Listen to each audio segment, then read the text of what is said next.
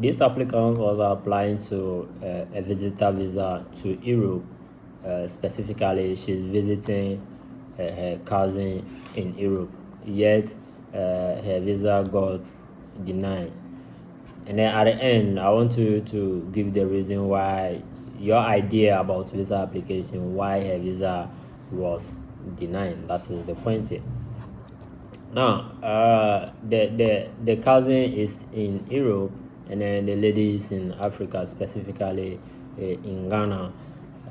She's a service personnel, right? So she receives a monthly salary under the government institution, and then aside that, she has a provision shop for the mother in her name, which is unregistered, right? So the provision store is not registered. What again? Yeah, so that is the scenario. And then she wants to visit the cousin in Europe. Now, another application is it when it comes to the tourist visa or visitor visa for that reason. And let's say what we know, and then what some of the embassy has been looking for is that one, where you are going, the relationship between you and that person must be proved with an evidence. Is that okay? So you must show the relationship between you and that person where you are going. How do you do that? Visa application is non-verbal, right? So I may say that it's non-verbal. It's all about evidence and then documented. What are some of the documents are you adding to your application to back your statement, your thought? Is that okay? What you are telling the consular, I do this, I do that, this is why I'm going there, this is, you have to back it with what? An evidence. So where she was going was, let's say, I want you to narrate your part of the story at the end of it. So for her to prove the relationship between where she's going or between that person and the cousin, the only thing she added to the application was that a money transfer that from the cousin to her in Ghana here, and then pictures between the two of them. That is another one. And then what again?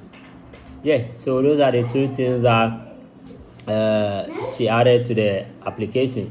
Is that okay? And then let's see. Now, on the other side, you have to show a home ties that you are going to return. She has a job. She took a letter from the institution. That is one. She provided a bank statement. But on the bank statement, this is what we noticed.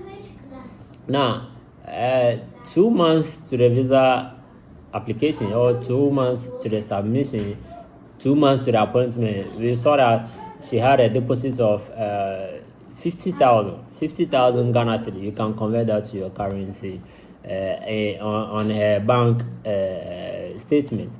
So where from that money?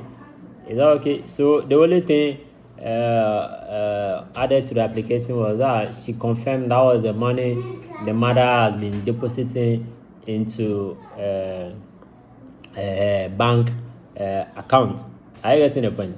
Her bank account from us or as a profit from the provision store. Do you get the point? So we back that with a notary, an affidavit, right? So an affidavit to confirm that signed by the mother.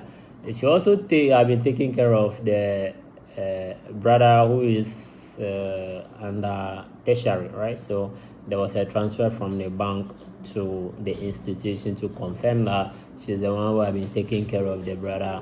Yeah, she also has children, right? So she has like let's say 2 children, yeah, whereby she provided a birth certificate of the children to confirm that. But still, the visa was denied. What do you think could be the reason why her visa was denied? The visa was denied on 2 reasons. Is that okay? So her visa was denied based on 2 reasons. One, you know how Europe have been providing those refusal letters. So they say the purpose of the justification of stay was not provided. That is one. And then they are not believing that you are going to leave the member state before the end of your visa. That is 2. So her visa was refused on 2 reasons. According to this scenario, what do you think she would have done better for her to increase the chances of getting a visa approval? By the way, share with us your comment in the comment section below for all of us to learn to bring down this visa refusal issue, especially among Africans.